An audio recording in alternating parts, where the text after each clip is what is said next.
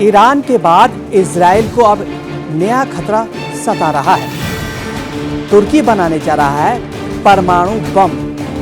Erdogan से जनता मांग रही है एटम बम। ईरान के परमाणु कार्यक्रम से खतरे को भांपते हुए इजराइल ने ऑपरेशन राइजिंग लॉइन चलाया। ईरान के परमाणु ठिकानों को निशाना बनाया। कई परमाणु वैज्ञानिक मार गिराए गए। यहां तक कि ईरान के 3 परमाणु ठिकानों पर अमेरिका ने बमबारी करके रही सही कसर पूरी कर दी। इसके बावजूद इजराइल के ऊपर से ईरान के परमाणु बमों का खतरा अभी टला नहीं है, क्योंकि बताया जाता है कि ईरान के पास अभी भी 408 किलोग्राम संवर्धित यूरेनियम है, जिसका पता अभी तक नहीं चल पाया है। इजराइल अभी तक ईरान में ही खुद के लिए बड़ा खतरा देख रहा था, लेकिन अब एक नया देश उसके लिए खतरा बन रहा है। खास बात यह है कि इस्लामिक कट्टरपंथ के लिए मशहूर ये देश नेटो का भी सदस्य है। इस देश का नाम है तुर्की। अब ये आवाज उठ रही है कि तुर्की भी परमाणु बम बना सकता है, क्योंकि यह पब्लिक डिमांड का मामला है। दरअसल हाल में ही तुर्की में एक सर्वे किया गया, जिसमें देश के करीब 2000 लोगों से बात की गई। इस सर्वे में सामने आया कि लगभग 71% तुर्कीवासी परमाणु बम बनाने के पक्ष में हैं। 71%, 100 में से 71% तुर्कीवासी परमाणु बम बनाने के पक्ष में हैं, जबकि 18% लोग इसका विरोध कर रहे हैं। यह बहुत बड़ा आंकड़ा है और यह दर्शाता है कि तुर्की की जनता अब अपनी सुरक्षा को लेकर बेहद चिंतित है और परमाणु हथियार बनाना चाहती है।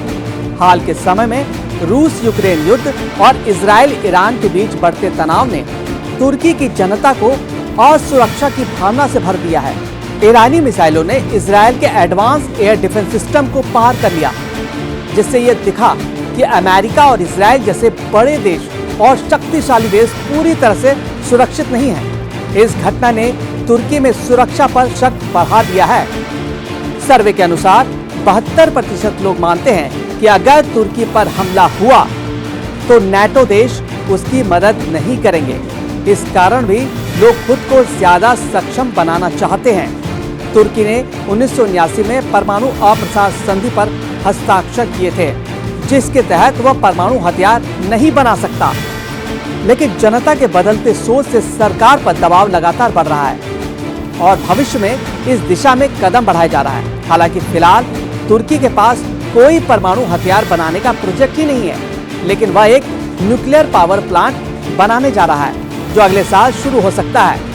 तुर्की ने हाल के सालों में अपनी रक्षा प्रणाली में भारी निवेश किया है और अपना एयर डिफेंस सिस्टम को विकसित कर रहा है। उसने रूस से S-400 मिसाइल सिस्टम खरीदा, लेकिन अमेरिका से F-35 स्टील्थ लड़ाकू जेट भी खरीदने की कोशिश कर रहा है। तुर्की अपना खुद का स्टील्थ फाइटर बना रहा है, लेकिन उसे अपनी एयरफोर्स में शामिल करने में अभी 3 साल और लग सकते हैं। इन सब वजहों से तुर्की की जनता चाहती है कि देश अपनी सुरक्षा खुद संभाले और बाहरी देशों पर निर्भर न रहे।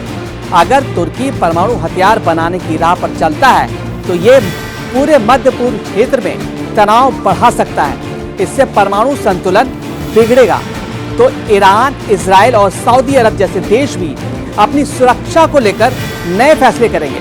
वहीं क्षेत्रीय विवाद और जटिल हो सकते हैं।